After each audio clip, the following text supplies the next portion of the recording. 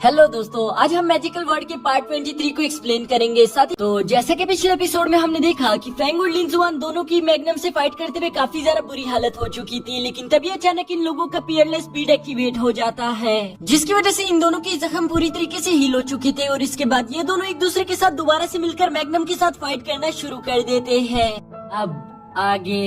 तो next episode बिल्कुल उसी सीन से शुरू होता है जहाँ पर हम देखते हैं कि लिंजुआन ने फेंग के साथ अपनी एनर्जी शेयर करना शुरू कर दिया था, जबकि दूसरी तरफ मैग्नम लगातार इन लोगों पर अटैक्स कर रही थी। यह मैग्नम के हमलों को रोकते साथ ही साथ हम देखते हैं कि लिंजुआन उस पर जवाबी हमले भी कर रहा था, जिसकी वजह से मैग्नम को काफी ज्यादा गुस्सा आ जाता है और इसी वजह से मैग्नम अपनी फुल पावर्स का इस्तेमाल करते हुए अपनी फ्लेमिंग सोर्ड को समन कर लेती है, जिसके बाद वो अपनी फ्लेमिंग सोर्ड से यहाँ पर लिंजुआन और फेंग को मारने ही वाली थी, लेकिन ये दोनों वक्त रहती है अपनी समनिंग टेक्निक का इस्तेमाल करके एक दूसरे को टेलीपोर्ट करके मैग्नम के पीछे ले आते हैं, जिसके बारे में मैग्नम को कुछ भी मालूम नहीं था और इसीलिए लिंजुआन इस मौके का फायदा उठाते हुए अपने वाटर एलिमेंट का इस्तेमाल करना शुरू कर देते हैं, जबकि दूसरी तरफ फेंग भी इस मौके का फायदा उठाते हुए उसे शील्ड में कैद कर देता है। यह मैग्नम की शील्ड में कैद होने के बाद ये लोग उसे संभलने का जरा सा भी मौका नहीं देते, बल्कि हम देखते हैं कि लिंजुआन अपनी लाइटनिंग एनर्जी का इस्तेमाल करते हुए काफी तेजी के साथ आगे बढ़ते हुए उसे जोरदार हिट कर देता है, जिसकी वजह से मैग्नम की सारी पावर्स कुछ देर के लिए ब्लॉक हो जाती है और इसी मौके का फायदा उठाते हुए फेंग उस पर अपनी स्पिरिचुअल सोर्ड से अटैक करने वाला था। यह फेंग की स्पिरिचुअल सोर्ड अगर मैग्नम को हिट कर देती तो शायद उसकी जान चली जाती, क्योंकि उसके पास बचने का कोई भी रास्ता मौजूद नहीं था।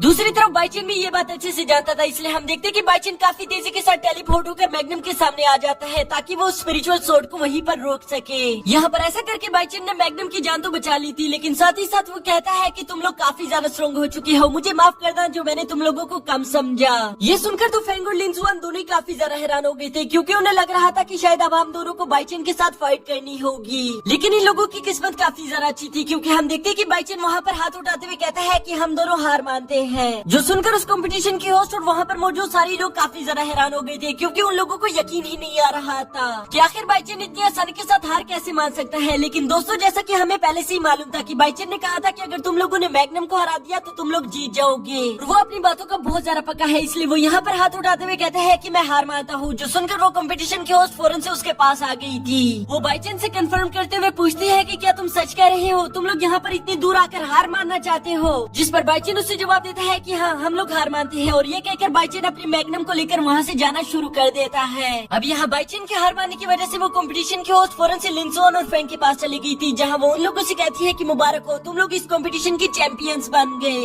यानी कि तुम लोगों ने इस कंपटीशन को पूरी तरीके से जीत लिया है। जो सुनकर वहाँ पर मौजूद सारे लोग यहाँ पर लिंजुआन और फेंग को चीयर अप करना शुरू कर देते हैं, जबकि ये बात सुनकर मैदान में खड़े लिंजुआन और फेंग को भी काफी ज्यादा खुशी होती है और वो इसी खुशी के दौरान एक दूसरे का हाथ पकड़ लेते हैं, जिसके बारे में पहले तो इन दोनों को कुछ मालूम नहीं होता, लेकिन जैसे ये दोनों इस बात को नोट करते हैं, ये दोनों फौरन एक दूसरे का हाथ छोड़कर दूर चले जाते हैं और ये लोग कहते हैं कि आइंदा हम ऐसा कुछ भी नहीं करेंगे, क्योंकि दोस्तों अब ये लोग इस कंपटीशन को जीत चुके हैं और इस कंपटीशन को जीतने के बाद ये लोग एक दूसरे के दोस्त नहीं, इन लोगों ने इस कंपटीशन को जीतने के लिए ही एक दूसरे के साथ पार्टनरशिप की थी। इसके बाद उस कंपटीशन की होस्ट वहाँ पर सबके सामने अनाउंसमेंट करती है कि अब वक्त आ चुका है कि हम अपने चैंपियंस को इनके इनामात दे दे। जो सुनते साथ ही वहाँ पर बहुत सारी लड़कियां कुछ आर्टिफैक्ट्स और पैसे लेकर पहुँच चुकी थी। इसके बाद हम देखते हैं कि उस कंपटीशन की होस्ट वहाँ पर चीफ गेस्ट को बुलवाती है। जो सुनते साथ ही वो अपने स्नेक बीज के इस्तेमाल करके यहाँ लिंजुआन और फेंग के सामने आ गया था। वो इन लोगों से कहते हैं कि तुम दोनों काफी ज्यादा फनी हो, लेकिन इसके बावजूद भी तुम लोगों ने इस कंपटीशन को जीत लिया। सच बताओ तो तुम दोनों ने मुझे काफी ज्यादा शॉक कर दिया है। इसके बाद वहाँ पर वो इन दोनों को बताता है कि यहाँ पर तुम दोनों को 2 इनामात मिलेंगे। पहला ये कि 10,000 गोल्ड कॉइन्स, और दूसरे आर्टिफैक्ट्स के बारे में तो तुम लोग जानते ही होगे कि ये हमारे स्नैक लेन का काफी ज्यादा कीमती आर्टिफैक्ट्स है, तुम लोगों को ये जरूर पसंद आएगा। जो कहने के बाद वो सबसे पहले इन दोनों को 10,000 गोल्ड कॉइन्स पकड़ा देता है। जो मिलते साथ ही हम देखते हैं कि फेंग ने बड़ी तेजी के साथ उसे अपने पास रख लिया था। वो खुद से कहता है कि ये 10,000 गोल्ड कॉइन्स काफी ज्यादा है, मैं इसकी मदद से काफी सारे बच्चों की मदद कर पाऊंगा। जबकि दूसरी तरफ लिंजुआन ये देखकर सोच रहा था कि आखिर ये कितना ज्यादा लालची इंसान है, क्योंकि उसे जरा सा भी मालूम नहीं था कि आखिर फेंग पैसों को लेकर इतना ज्यादा ऑब्सेस्ड क्यों है। इसके बाद हम देखते हैं कि वो हमने यहाँ पर इन लोगों को अपने क्लैन का वो सेकंड आर्टिफैक्ट भी दे दिया था, जिसे हासिल करके लिंजुआन काफी ज्यादा खुश हो जाता है। वो कहता है कि पता नहीं इस आर्टिफैक्ट को हासिल करने के लिए हमने कितनी ज्यादा मेहनत की, लेकिन आखिरकार हमें ये मिल गया। यहाँ पर ये दोनों ही अपनी इन्हीं खुशियों में गुम थे, जबकि दूसरी तरफ वो हम इन लोगों को कह रहा था कि मेरे स्नैक क्लैन काफी ज्यादा महान है, अगर तुम दोनों चाहो तो तुम्हें हम अपने क्लैन में ले सकते हैं। लेकिन सच बताओ तो ये दोनों तो उनकी बातें सुन भी नहीं रहे थे, और साथ ही साथ दूसरी तरफ हम देखते कि वो का चमचा भी बिल्कुल यही सब बातें कह रहा था। वो तो अपनी स्नैक क्लैन की तारीफें करते हुए कहता है कि हम लोग तो ऐसे है और हम लोग वैसे है, जबकि दूसरी तरफ हम देखते कि लिंजुआन और फेंग तो उस पर जरा सा भी भी ध्यान नहीं दे रहे थे, बल्कि वो दोनों तो उसे पूरी तरीके से इग्नोर करके वहाँ से बाहर की तरफ जाना शुरू हो जाते हैं, जो देखकर उस आदमी को काफी ज्यादा गुस्सा आ गया था। लेकिन वो उसे मना करते हुए कहता है कि रहने दो, इस बात का कोई फायदा नहीं, अगर वो दोनों हमारे क्लैन में ज्वाइन नहीं होना चाहते तो ये इन लोगों की मर्जी है, लेकिन इससे हमें कोई फर्क नहीं पड़ता। यहाँ दूसरी तरफ हम लिंजुआन और फैंग को देखते हैं, जो कि काफी ज्यादा खुश होते हुए वहाँ से बाहर जा ही रहे थे। तभी वो दोनों अपने सामने देखते हैं कि एक आदमी बाइचेन को फाइट के लिए चैलेंज कर रहा था, लेकिन बाइचेन उससे कहता है कि नहीं, मुझे तुमसे फाइट नहीं करनी। ये सुनकर भी वो आदमी उससे मना नहीं होता, बल्कि वो उसका मजाक बनाते हुए कहता है, क्या हुआ, क्या तुम मुझसे फाइट नहीं कर सकते, तुम्हें डर लग रहा है। बाइचेन बहुत ही ज्यादा शांति के साथ उसे समझाने की कोशिश करता है कि तुम मुझसे फाइट करने के काबिल नहीं हो, इसलिए मेरे सामने से हट जाओ। लेकिन वो आदमी उसकी कोई भी बात नहीं सुनता, बल्कि वो उल्टा अपनी पावर्स को एक्टिवेट करके उस पर हमला करने की कोशिश करता है, जो देखकर पहले खुद मैग्नम ही आगे फाइट करने के लिए बढ़ने ही वाली थी, लेकिन बाइचेन उसको वहीं पर रोक देता है। वो कहता है कि इसको मुझ पर छोड़ दो।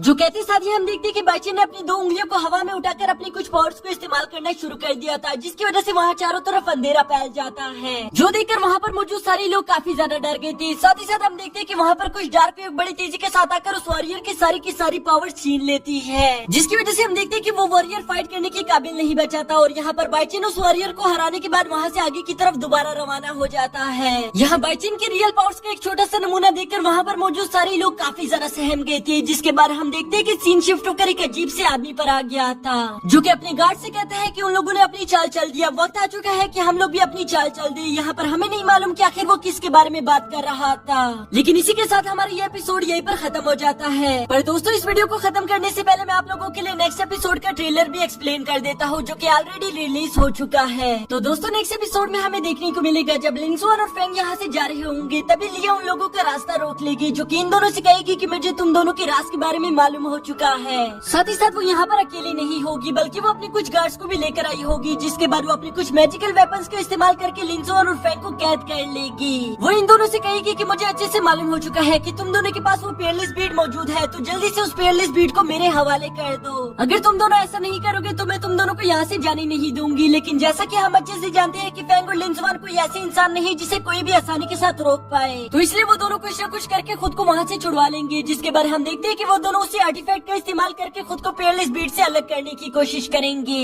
लेकिन हम ये बात नहीं जानते कि क्या वो आर्टिफैक्ट इन दोनों को पेयरलेस बीड से अलग कर पाएगा या नहीं। साथ ही साथ हमें उस एपिसोड में उस नई बंदी की एंट्री भी देखने को मिलेगी, जिसके साथ ही हमारी ये वीडियो यहीं पर खत्म हो जाती है।